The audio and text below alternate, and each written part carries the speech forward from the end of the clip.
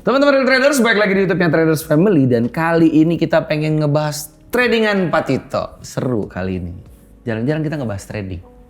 Tapi kali ini tradingnya khusus spesifik nih pertanyaan saya soal pairnya doang.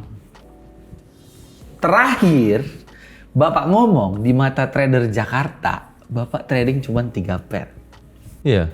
Bener dong? Benar, bukan cuma di mata trader Jakarta, berkali-kali kok itu. Iya, itu saya paling inget soalnya, terakhir itu omongan terakhir. Lalu kemudian, iseng, saya ngobrol nih sama kepala tim trader. Emang secara keseluruhan di tim nih trading berapa pair? 12 pair. Nah ini jadi pertanyaan nih sama saya nih. Dijawab 12 pair? Iya. Wah nggak bener, mestinya nggak boleh jawab. Itu udah trik dia sampai dia jawab. Itu harusnya confidential tuh. Nah, sampai di situ aja dulu kan udah bikin bingung. Kenapa Yang membedakan apa? Bapak pertama deh. Bapak kenapa tradingnya cuma 3 pair doang? Emang saya suka ya 3 pair itu. Jawabannya jangan suka doang dong. Kok pasti ibarat itu pasti ada alasan apa ya? Alasan ilmiahnya mungkin. Gak mungkin lah cuma sekedar suka. Simpel gitu. Saya selalu ngomong 3 pair favorit saya itu Gold, GBP/JP dan Nasdaq. Ya, 3 pair ini karakternya tren. benar. Gaya trading saya tren. Kurang ilmiah apa? Dan saya sering ngomong loh, fokuslah pada kekuatan. Oke. Bahwa itu 3 pair terkuat saya. Iya. Sehingga saya hanya fokus di situ. Berarti Untuk tradingan pribadi. tradingan pribadi. Iya. Sampai situ kita simpulkan dulu dong. Kalau Bapak memilih pair yang tren. Iya, Karena stylenya Bapak tren ya. betul. Oke. Nah pertanyaannya, ada nih 12 lagi nih. Kan tim. Iya. Tim kita kan kekuatannya beda dong. Tapi kan kepalanya punya kepala kan Bapak. Loh, kan suka-suka mereka. Mereka emang, misalkan, saya nggak boleh sebut nama lagi. Gimana ngomongnya? Si nih? A. Gak ada yang namanya si A. Si S. Si 001 dah. Ya.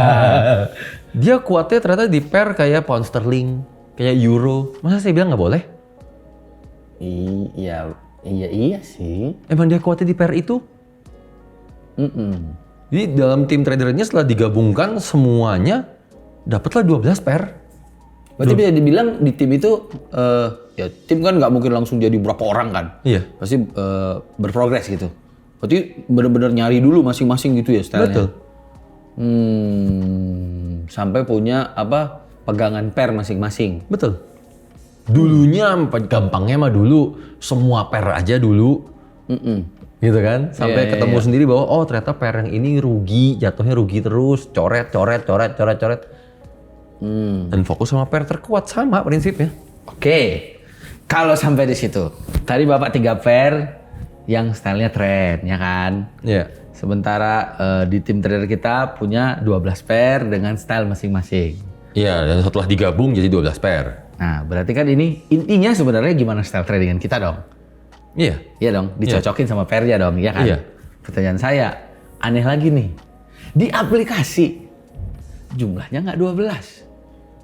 Dilebihin lagi pairnya. 16. Nah, gimana tuh cara berpikirnya tuh?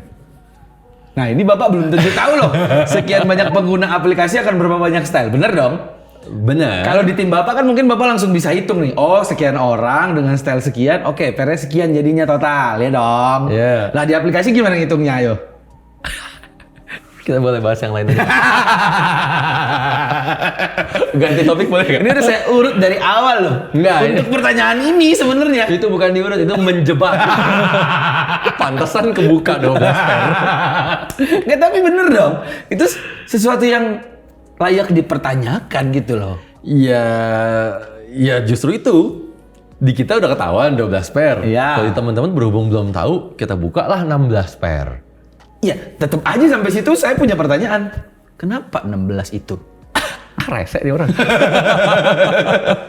Ya kan, ini kalau pemikiran-pemikiran bego aja nih Pak ya. Ya udahlah, kalau misalnya Bapak pengen tim Bapak pengen tradingnya sesuai Bapak, ya udah. jadiin aja 3 pair, sesamain sama style saya, misalnya gitu. Oh ternyata kan enggak nih, Bapak membiarkan mereka dengan style masing-masing. Oh setelah dibiarkan dengan style masing-masing, ternyata ada 12 pair. Ya sudahlah, kalian trading lah dengan 12 pair. Lalu pas bikin aplikasi, gimana cara mikirnya nih jadi 16 kan aneh. Bentar sih, saya lagi mikir gimana cara jawabnya nih. Kejepit jadi. Inti pertanyaannya apa, Bil? Intinya kenapa? Gini Pak ya, kalau kita ngomong pair, itu kan luar biasa banyak banget sebenarnya. Iya. Kenapa cuma 16 pair itu ada di situ? Mungkin kalau kita mengacu sama omongan Bapak, bahwa setiap trader punya stylenya masing-masing. Iya kan? Yeah. Mungkin nih ada nih pair-pair yang belum nongol nih, banyak sebenarnya yang punya style itu mungkin. Mungkin saya nggak tahu. Iya dong. Ya, jadinya kan kayak ketutup pintu mereka sama pair itu. Jadi harus cari style dengan pair yang ada. Nah, gimana?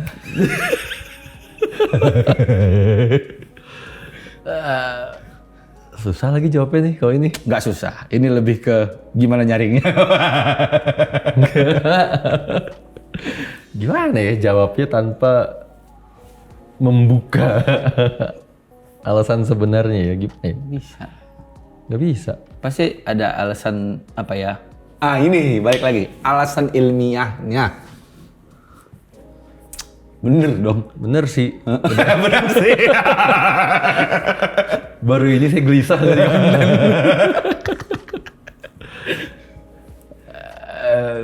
saya jawab tapi abis itu nggak boleh dikorek-korek ya? Nggak dikorek. Kalau saya bingung ya saya nanya lagi. Bukan ngorek-ngorek. Gini. Sejak pertama aplikasi keluar, sejak pertama aplikasi ini launching, saya udah ngomong terang-terangan ya bahwa dulu banget malahan kita sebutnya TF Kosik gitu kan. Benar.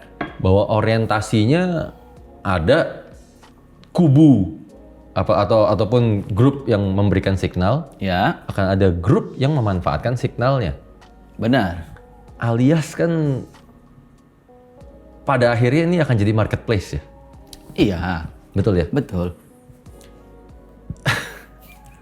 Kan udah ada yang bisa subscribe. Iya, belum kita sarankan. Iya benar.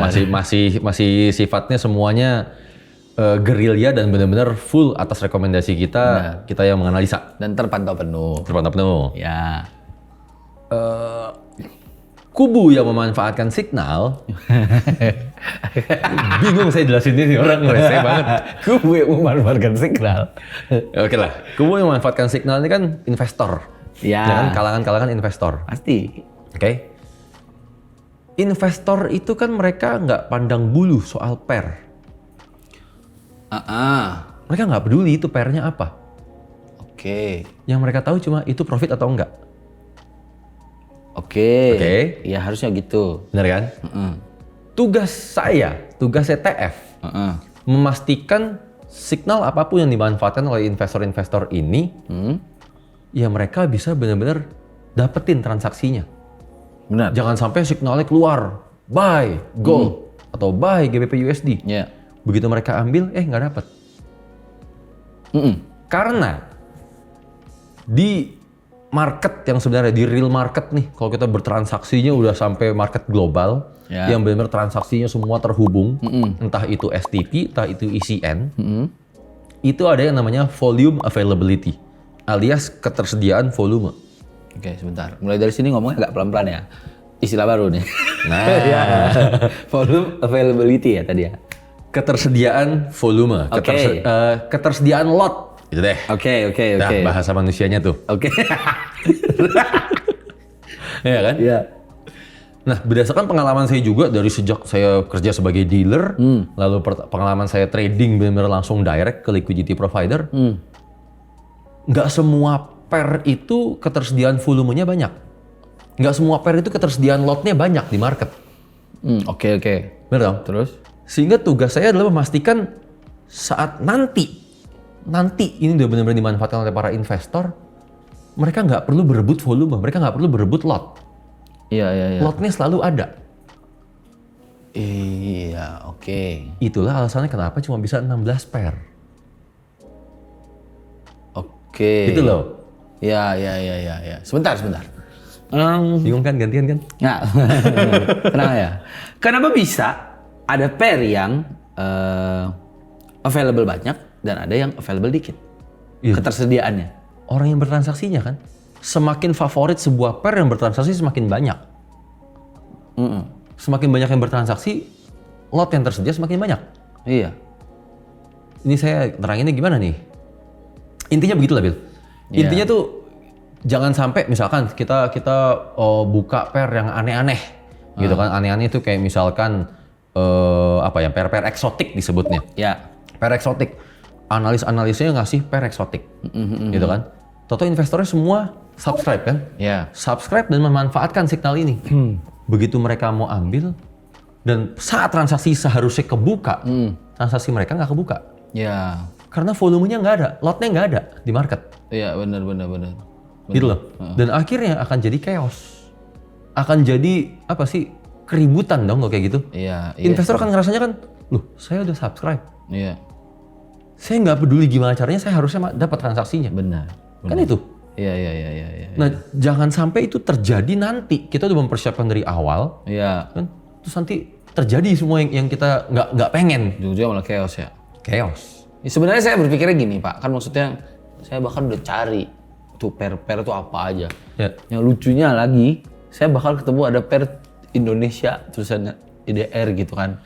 Nah kan saya mikir nih, selama ini kalau ada pair yang USD gitu kan misalnya nih ya, kayak orang tuh bisa lebih mudah buat memahami itu gitu loh. Iya. Karena kan ya mungkin ada informasi-informasi tambahan yang mudah didapat.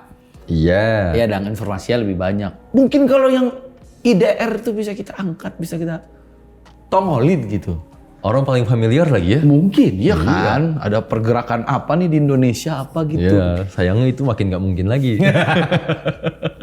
Yang perlu teman-teman tahu adalah kenapa nggak mungkin. Itu kalau pair IDR terus terang nih, bukan cuma IDR malahan, ada IDR, ada Banyak. Indian Rupee, Iya. ada Russian Ruble, Ya. macam-macam. Itu disebutnya pair yang NDF. Istilahnya NDF, Oke, NDF-nya apa nih? non-deliverable forward. Nanti cari di Wikipedia ya, itu pair. Oke. Cari bersama. Nanti tolong editor keluarin aja outputnya. Non-deliverable forward. Yang artinya? Yang artinya adalah pair-pair tersebut sebenarnya nggak ada kalau diartikan secara simpelnya ya, itu nggak ada bursa besarnya. Oh. Tidak ditransaksikan secara global. Oh. Tidak ditransaksikan secara internasional dalam jumlah yang besar. Ya. Iya kan? Makanya sebutnya non-deliverable, tidak bisa non-deliverable forward. Iya. Transaksi-transaksi yang pair yang model-model kayak gitu tadi, Iya. itu nggak bisa diteruskan ke bursa internasional. Terus dia kemana dong? Alias, Heeh. kalau pair-pair yang model kayak tadi, akhirnya hanya ditransaksikan dalam disebutnya apa ya? Istilah kasarnya ya. Iya. Itu hanya melalui bandar-bandar kecil. Oh begitu. Yang bisa dibilang, misalkan Bill jadi bandarnya, Iya. saya yang trading. Ya udah, saya mau beli rubel. Heeh. Kan? Saya di posisi buy, Bill akan di posisi sell. Oh. Selesai, tapi nggak terhubung dengan market global. Iya. Non-deliverable forward angkanya. Iya. Gitu loh. Dan itu bisa cari lah di Wikipedia. Banyak itu pilihan pairnya. Iya. Kalau itu makin serem lagi kita kasih. Benar. Iya juga sih. Gitu loh. Iya. Jadi. Karena balik lagi gini. Tugas kita dalam pertama membuat produk ini Iya. kan nantinya jangan sampai terjadi chaos itu kan. Iyalah. Sementara ini boleh pinjam iPad nggak sih? Ya boleh. Saya lebih gampang deh neranginnya deh. Mohon maaf. Tolong Bang Cingau. Nah, itu jadi ada yang kalau di dalam kita trading, itu ada yang namanya market depth. Nah, thank you. Apa gimana? Depth of market Depth of market alias market depth. Ada yang nyebutnya market depth, ada yang nyebutnya depth of market. Oke. Wujud dari atau disingkatnya DOM. Ini. DOM. Nah, depth of market. Oke. Wujud dari depth of market. Jadi ini kalau kita bertransaksinya langsung ke liquidity provider, kita bertransaksinya langsung benar ke exchange yang besar, gitu kan, bank besar, itu pasti ada DOM. Ada depth of market. Pasti ya? Pasti ada. Oke. Dan bentuknya, wujudnya kurang lebih akan seperti ini. Misalkan sekarang harga gold berapa sih? 2025-an ya? Ya kan 2025.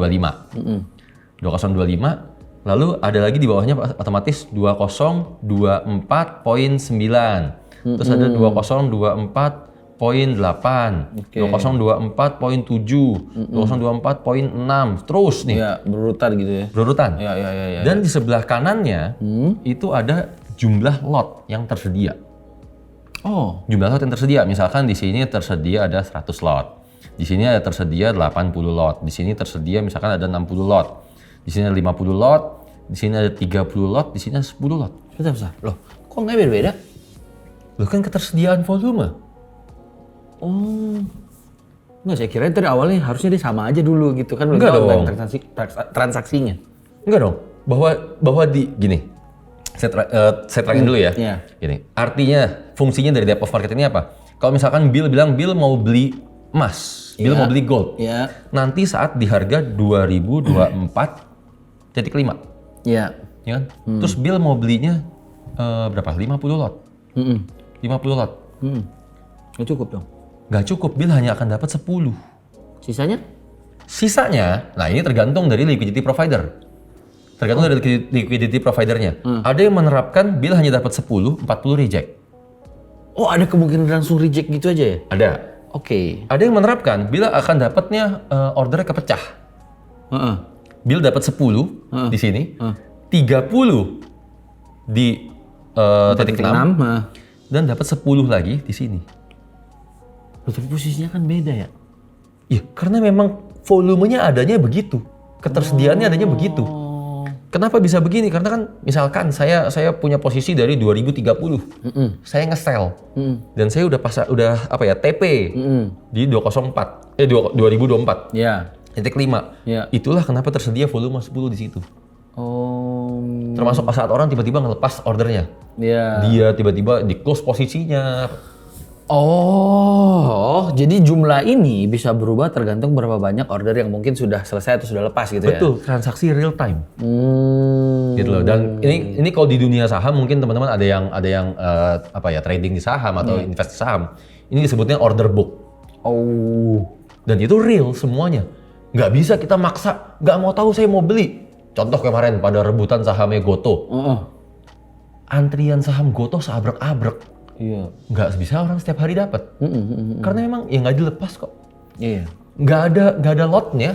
Oh, gitu sih. Sama. Iya. Gitu kan. Dan saat kita bangun marketplace sejak pertama, kita udah bayangin situasi di mana nanti para investor pada masuk. Iya. Di saat para investor masuk, aduh Bill, yang namanya investor, kita udah nggak ngomong angkanya 1 lot 2 lot. Iya, benar. Transaksi mereka itu nggak kira-kira. Iya. Ya, namanya juga investor.